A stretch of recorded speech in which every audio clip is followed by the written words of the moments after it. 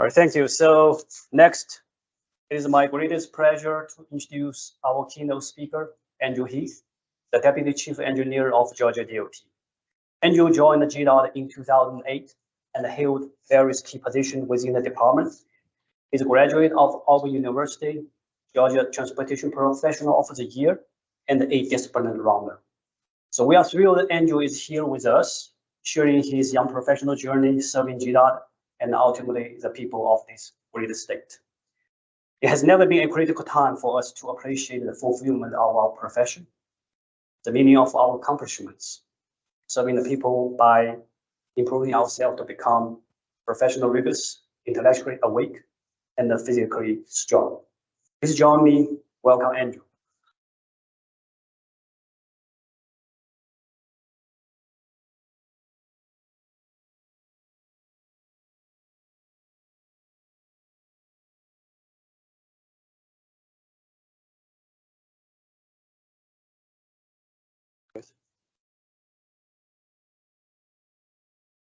Hey, everybody.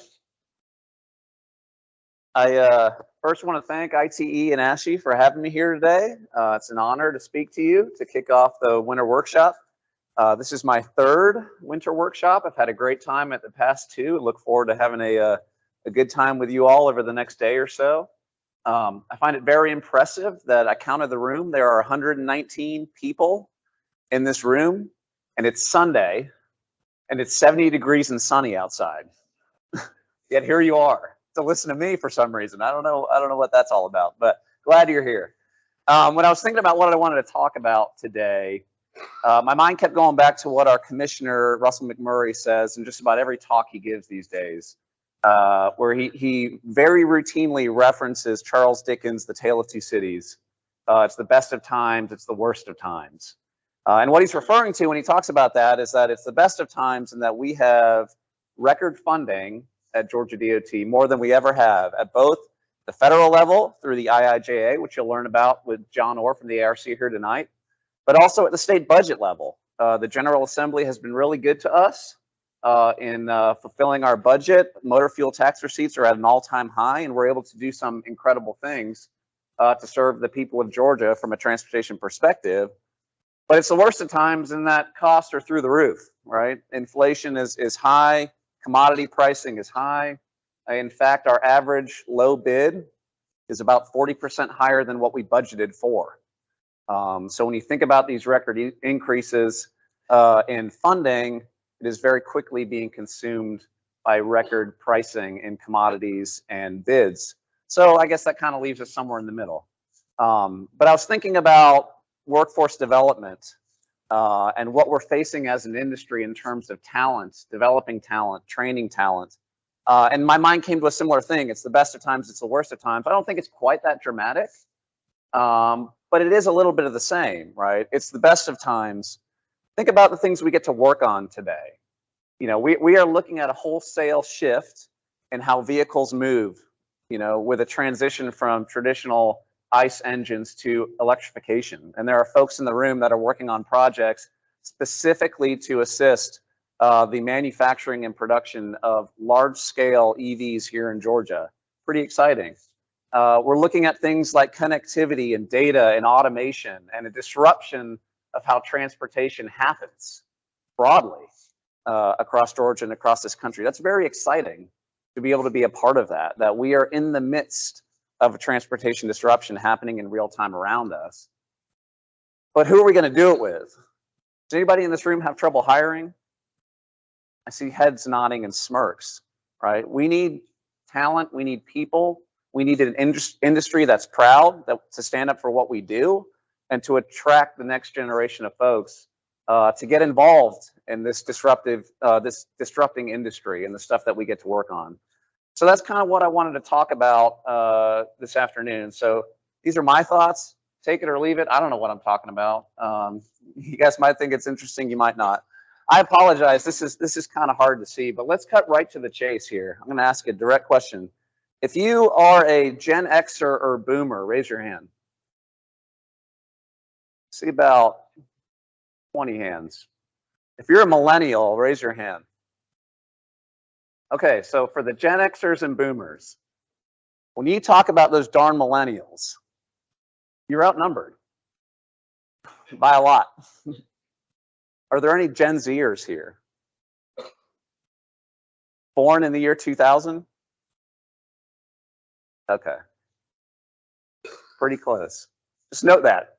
Folks that were born in the year 2000 are entering the workforce today. If that makes you feel old, it might. So the chart on the left is interesting, and I know you can't see it, but that is the sheer number of people that belong to each of these defined generations. So on the far left is the silent generation.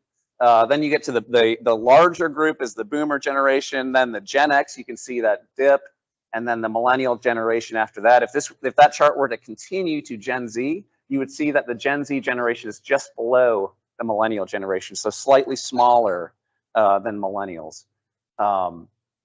This chart alone implies interesting things for our industry. So the boomers were a very large generation, right? And they worked through the workforce, they entered into supervisory management positions, higher level positions within organizations.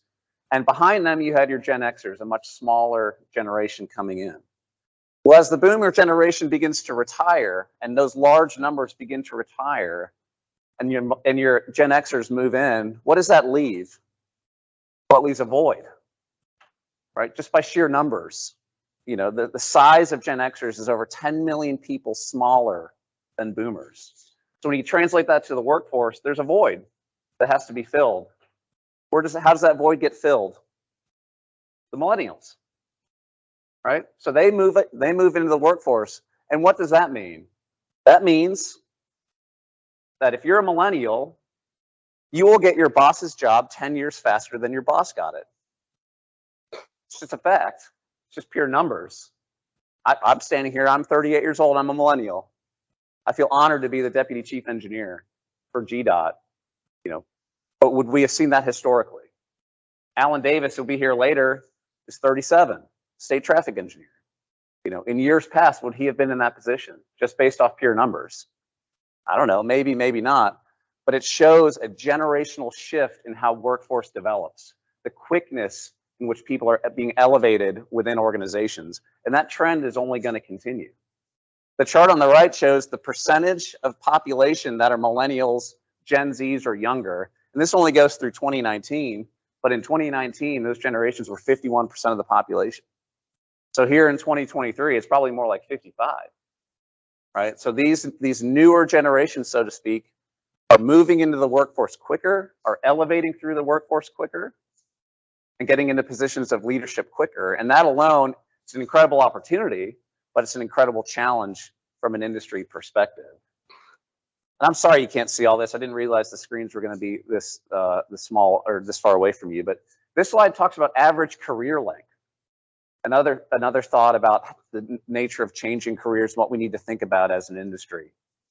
Just on the top line, this is for people, this is from the Bureau of Labor Statistics. For folks 16 years and over, the average career length, essentially the entire workforce age, in January of 2012 was 4.6 years. In January of 2022, it was 4.1. So that's a career with the current employer. If you've been in your job with your company for more than 5 years, raise your hand. So you all are already above average in terms of how long you've been in your job compared to the rest for the workforce as a whole. And it's declining. People are coming into jobs for, you know, and then leaving at shorter periods of time. So as an employer or as an organization, if you're hiring somebody, should you be thinking about hiring them for a 30-year career or a 10-year career? I think these numbers show we should probably be rethinking about our strategies for hiring and our training strategies for bringing people on board and what we might expect out of our employees. Here's the same data specifically focused on architecture and engineering occupations, which is where we all fit in as an industry and a discipline. In 2012, the average career length was 7 years. Here we are in 2022, or this was 2022, 5.2. So just in 10 years, the average career length has dropped by 2 years. People are coming in and they're coming out very quickly. You've all seen that, right? It's hard to keep people, hard to retain people. So what do we do about it? I don't have the answer, but I wanted to throw the challenge out there. A challenge, civil engineering as a career. Civil engineering is not really the sexy thing these days, right? It's fintech and computer science and blockchain, whatever that is. You know, I mean, those are the things that people want to be, or TikTok careers, right? I want to be an influencer, right? People aren't thinking about being a civil engineer. The chart on the left, the very bottom line on the chart on the left is engineering. And these are broad buckets of careers, right? So not just civil, but it's engineering is at the bottom. And it's relatively flat, growing a little bit, but not nearly as much as some of the other careers. Bureau of Labor Statistics projects that we need 24,200 civil engineers per year that we don't have. It's a void in our industry that we've got to try to work to fill, to, again, elevate civil engineering as a career, and try to shine the spotlight back on what we do. And I think we've got the opportunity to do that. Again, when we think about the things that we're able to work on with this disrupting industry here in real time. On the right, that chart is the number or the percentage of male and female within various industries. And the bottom is engineering. 74% male, 26% female. It's hard to tell. I think we're actually beating that ratio here in this room. That's a real opportunity. You know, we need to get that number more in that center line, 50-50, or whatever the current breakdown is in the population. But right now we're out of alignment. And how do we help show this industry to young female students, you know, that are coming up through school, to show this as a potential occupation, potential career within the civil engineering path? Because right now we're out of alignment. So what does this all lead to when you think about shorter careers, people elevating through the industry faster, younger? It gets to training, it gets to knowledge, it gets to understand, do you know what you're doing? You know, as you're designing a project, as you're working through projects, as you're representing yourself as a civil engineer or a licensed professional engineer, do you feel confident in what you're doing? And it hits at knowledge management and knowledge management within the organization, that as people retire, to ensure they're not walking out the door with everything they know and they're not passing it off to the next person. So today's challenges, this is according to Forbes. You can Google knowledge management challenges and you'll get 10,000 hits. I picked one. They talk about the main challenges today are knowledge accuracy. How do you keep employees up to date in terms of what's happening? At GDOT, we're always pushing out new standards, new guidance, you know, new things to understand. How are you ensuring that your organization and your employees know those things, understand that they exist, but also why they exist and what the intent of them is, and who they need to talk to within the department to not only do those tasks, but to understand what those tasks are? Knowledge security, how do they know what's right and what's wrong? Right? When you're in a meeting, have you ever felt like you're in a meeting with a GDOT project, all this, you know, we'll throw ourselves out there, where you feel like nobody in the room quite knows what to say or what to do, or who's going to make the decision, or who's not? And how do you know that decision is right or wrong? Right? There's nothing wrong with that situation happening, but we have to understand it's going to be a reality, you know? So how do we get that information to those folks to make the decision, feel confident in the decision, and know that it's right versus wrong? It's a big deal. And then what they call knowledge 360. How do you get the right knowledge to the right folks at the right time? There's a ton of knowledge out there. You know, I learned about knowledge management by Googling it. Is this right or wrong? I don't know. But it just goes to show there's plenty of information out there. How do you know it's the right information? You know, and to get it to the right people. So it just kind of shows, again, knowledge management. What are we doing to train, retain, and keep knowledge within our organizations? Now, from a leadership perspective, here's what another list says that motivates people. Everybody in this room is motivated by something different. And these lists, they like to bucket, you know, generations, say this generation is motivated by that or this by that. They say baby boomers want expertise valued, right? They want to know, they want to see the knowledge, see the person to say that guy knows what he's talking about, and they value that. And all is well with boomers unless you say something. No news is good news. You know, I don't need feedback or a continual pat on the back, but you know, I just want to make sure that if everything's good, it's quiet, and I just keep on working, and it's great. Gen Xers like autonomy. They value competency, not rank, right? They don't necessarily want to climb in the organization. They want to be valued as a competent person that has the ability to do their own thing. Millennials, development and ownership. I want to feel like I've owned something. This resonates with me, that I've got control over something to direct and make a real difference, and guide. But I want to hear that feedback to make sure that I'm doing a good thing, right? Oftentimes that feedback is informal, right? Just, hey, that's good job, man. That's great. Keep doing what you're doing. Does that resonate with millennials? Maybe, maybe not. Gen Zers want to have a sense of purpose, value recognition, and will challenge the organization. They came up in a different world, a world of technology, and you guys are so antiquated. GDOT, you don't know what you're doing, or X organization, you don't know what you're doing. Let me show you how technology can completely change how you work. All right, I can change this for the better. I think some of this rings true with me. You can find other lists like this, find the one that suits your needs, right? But I do think that people do value different things. But I also think there are commonalities across all of it. All of us want to create change. All of us want to do better. We wouldn't be in this industry if we didn't want to create something tangible that people can experience and understand and make a real world mark, right? Here for the citizens of Georgia, but wherever you're doing your work, the end result of what you do is something physical and real that changes people, and changes society for the better. And I think that rings true across all of the entirety of the workforce and the entirety of generations. So it's a challenging time. I won't say it's the worst of times, but it's a challenging time. Generational change is upon us. Different values between generations. I didn't get into this, but it's a post-COVID workplace. We're all trying to figure out what's the new normal. People coming, people going, working remote, working in the office. How do you onboard people now in this new reality?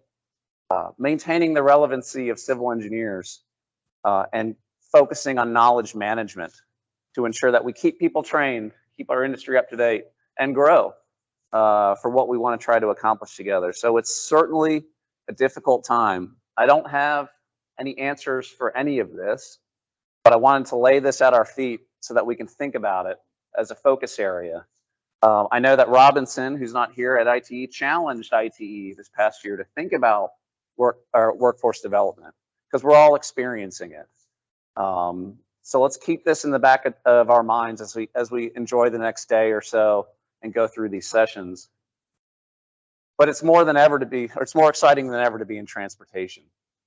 All right, this is the positive. This is what we get to look forward to. These are just random pictures I had from other presentations that show on the top left visualizing data and how transportation moves and how the transportation network serves the citizens of Georgia. It's not just necessarily a transportation system anymore. It's a data system. It's a utility system. It's a broadband system. It's all of these things that are growing that can be utilized to help make Georgia a better place. It's autonomy. That's an autonomous Nissan that I got to see at a consumer electronics show. eVTOLs, right? Electric vertical takeoff and landing coming into the transportation system, and how do we accommodate that?